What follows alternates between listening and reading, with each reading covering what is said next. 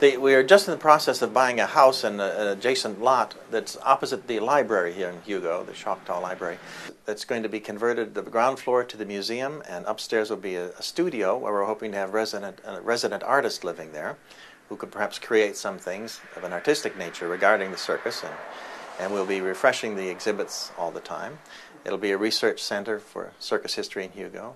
And the adjoining lot is going to be a park. It's the Circus City Museum and Park. And the park, the plan is to feature a fountain with an elephant squirting water and a pool there, and topiaries with circus animals, and a play area, and an outdoor structure where people can have little mini events, you might say, and picnics and things.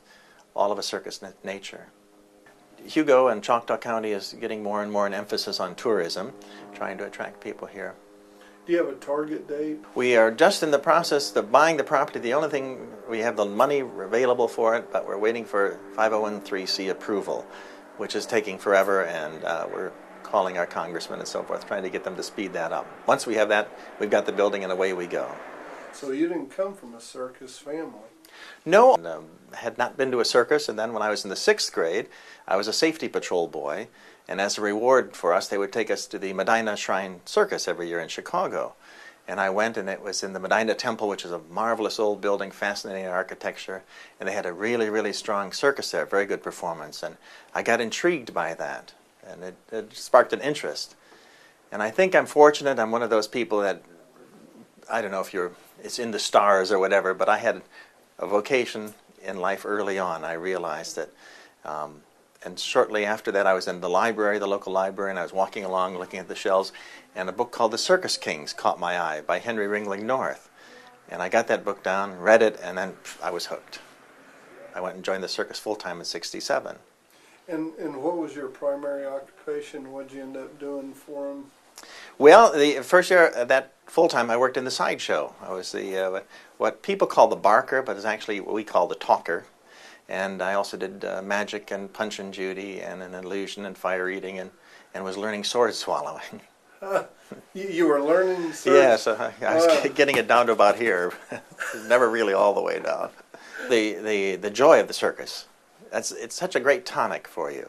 That's why it's successful all these years, and no matter how difficult it is to operate, and it gets increasingly more difficult year by year to bring the circus to towns.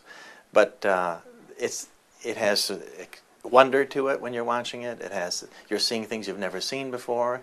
You get the satisfaction of seeing people achieve what is not possible, you would think. There's humor, there's glamour, there's the beautiful wardrobe that the girls wear. All those things mixed together. It's very satisfying to be around the circus for me, all the aspects of it, the tent show where we arrive in the morning, set up, give 2 shows and tear down. And it'll sound frightfully corny, but there's nothing more satisfying than to go into the tent and look at the audience, and you see maybe 3 generations of a family together, a child, the parent, and the grandparent. And they're watching something that's either tense, high wire walker, and they all have the same expression, or the clowns are making them laugh. They all have that same expression on. There's that sense of delight. And particularly when you see older people, like in their 70s and early 80s, and you can see, sometimes we get groups from homes in, and you see that their eyes just sparkling because it's renewing their youth, I suppose. Let's see it.